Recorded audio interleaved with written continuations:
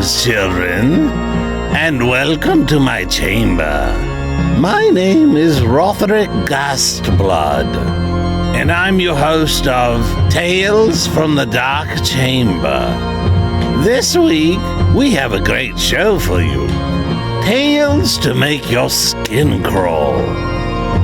Each week, my chambermate and I read a scary tale that we found on the internet, or perhaps left under some corpse. Either way, we think you're going to like it, and we're just dying for you to hear it. So sit right back, light a candle, and let's have a ghoul evening.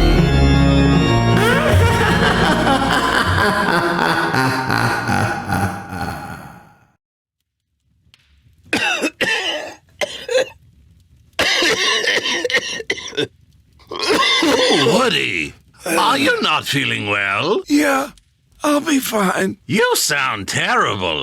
Are you going to be all right? Not Rotherick. This weather's been murder on me, and having to do my regular day job has left me quite hoarse. Oh, well, I hope you get better. You know we need you healthy to do these stories. Speaking of, what are you going to do about this week's tale? Oh, well, I already took care of that. Oh? Yeah, after last week's episode, I spent some time recording this week's tale up in the studio, so I have the next installment of Even Death May Die, Part 3. Oh, goody. Our listeners would rather have you read the tale than I. Yeah, I agree. So without completely killing your voice off, what's the next part about? Hold on.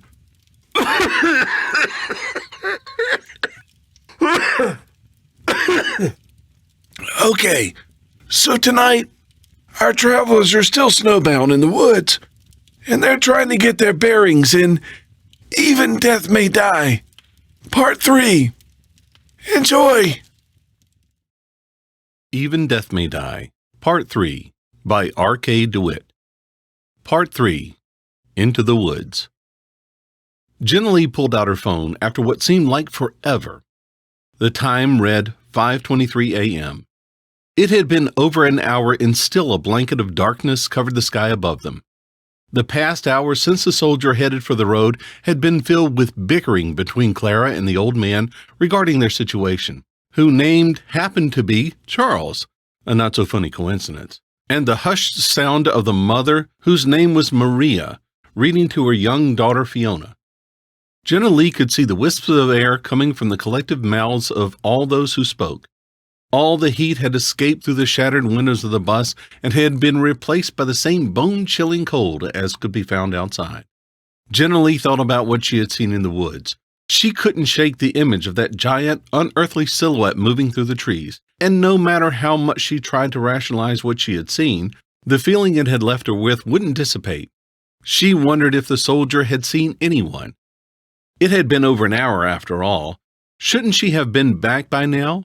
Oh, God, what if something happened, thought Jennaleigh as she felt the dulled serrations of that thing inside her pocket. Before she could continue her thought, a voice rang through the bus. It belonged to the old man Charles. It's been over an hour now. Shouldn't G.I. Jane be back now? He asked aloud to no one in particular. Maybe someone should go and see. The sun's got to be coming up pretty soon, said the mother Maria in her light Mexican accent, one that Jennaleigh could finally decipher, and one the woman's daughter oddly didn't share. Maybe we should all go, just to stick together. It's not like it's any warmer on the bus now, chimed in Jennaleigh. That's fair to me. Everyone okay with coming? Asked Clara to the remaining occupants. Not much of a choice now, Charles barked. Gotta figure out what's going on with this damn soldier. Just my luck she's hitched a ride and ditched. Don't even say that. Come on, Fiona. Get up, baby, said Maria softly. She gently shook awake her sleeping child. Okay then, just stick together, everyone. It's pretty dark out still, said Clara. The occupants made their way to the front of the bus and stood in a single file line, waiting for Clara to open the sliding doors. Jennaleigh pulled out her phone. No service still flashed across the top of the screen. She toggled on the phone's flashlight and noticed that her battery was on 13%. All righty, people, just stay together till we reach the road. Let's go, said Clara, herding the pack. The group stepped off the bus into the snow. The wind had slightly lessened, but the snow was falling even harder now and with more volume. Within seconds, Jenna's long auburn hair was covered with a thin layer of snow, and her hands felt slow and out of order juxtaposed to their normal functionality. The group stood outside of the bus doors, arms across their bodies, a choir of chattering jawlines moving up and down as they stood in the snow, waiting direction.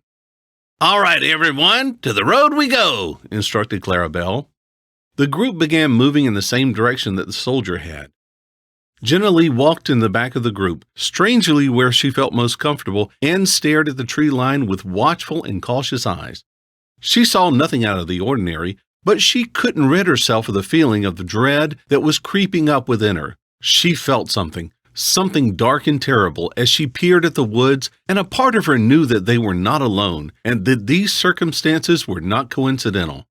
Jennaleigh glanced at the group ahead of her. She had inadvertently fallen slightly behind without noticing. She sped up her walk and caught up with the group, who had suddenly stopped and were standing still in a half-circle formation, looking at something on the ground. Jennaleigh made her way around the edge of the circle beside Maria and her daughter Fiona, and saw at last what everyone was looking at. The flashlight that the soldier had been wielding was lying in the snow, still on but flickering. The glass covering had cracked. The flickering light made visible a small pool of blood, a brilliant crimson red that stood out in the bright white snow. Jennaleigh looked in horror, first at the scene before her, then at Clara, whose eyes met Jennaleigh's within an unspoken realization that Jennaleigh immediately understood, for she felt the same disbelief and guilt within her.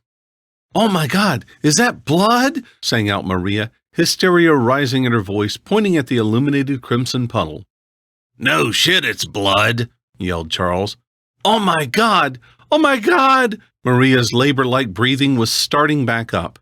"Now hold on a minute, folks," began Clara, two hands up in a wait-a-minute pose, which seemed to be her default in trying times, Jennaleigh had observed. "Let's not jump to any conclusions. She said she was hurt on the bus, remember?" "Yeah, but if it was from the crash, why wasn't there a trail leading to the spot?" "It seems like it started here," said Jennaleigh, anger welling in her at the driver's attempt to rationalize everything, when there was another clear possibility, that whoever stopped the bus with this thing in Jennaleigh's pocket had been responsible for this scene before them as well. Concealing this any longer made no sense to Jennaleigh. Clara looked into Jennaleigh's eyes, begging for a reprieve to that which she was about to reveal. "Listen, guys, Charles's voice interrupted her. He had broken the half-circle formation and was looking around the area surrounding them. "Wait, where's the road?" Jennaleigh looked around frantically. The road was nowhere in sight. "Impossible! It has to be here," Jennaleigh thought. Before she could give it a further consideration, she heard something behind her in the near distance. A low, unearthly buzzing growl came from the direction of the bus. The hairs on Jennaleigh's arms stood up as she looked around the group, who hadn't seemed to have heard it yet. "Did anyone else hear that?" asked Jennaleigh in a fearful whisper. "Listen, I'm concentrating on the missing fucking road. Seems like more of a priority than whatever you're going on about," Charles asked grumpily. Just then, another growl began, this time louder and seemingly closer. A great bellowing lament that sounded as mournful as it did malicious, as if 1,000 flying insects had circled a lion or a tiger and had synchronized sounds to produce something almost incomprehensibly terrifying. Such a sound that could freeze you in terror as your imagination swirled, trying in vain to assign something, anything to this mysterious noise you were hearing. The group all exchanged looks silently as their individual expressions of horror began to take over their faces. An unfamiliar voice broke the reflective silence. "Quick! Into the woods! We must go! It has awoken!" Even Death May Die, Part 3. Well, folks, that's our story tonight. Rothrick and I hope you enjoyed it. We sure had a great time bringing it to you, and we really appreciate you listening. Tune in next week when we bring you another chilling Tales from the Dark Chamber. And just a note, if you're an aspiring author and want your story read here on Tales from the Dark Chamber, send us a note at talesfromthedarkchamber@gmail.com. If it creeps old Rothrick out enough, we'll air it. And subscribe to our channel here for notification of our next new episode, and follow us on Facebook, Twitter, and Instagram. Remember, hit that like button and help us grow the channel. Also, make sure you tell your friends about us. Spread the word. If you want your story recorded for your own use, or just want to have it, check out my website at woodygvoiceover.net. You can order there. And again, thank you for listening tonight.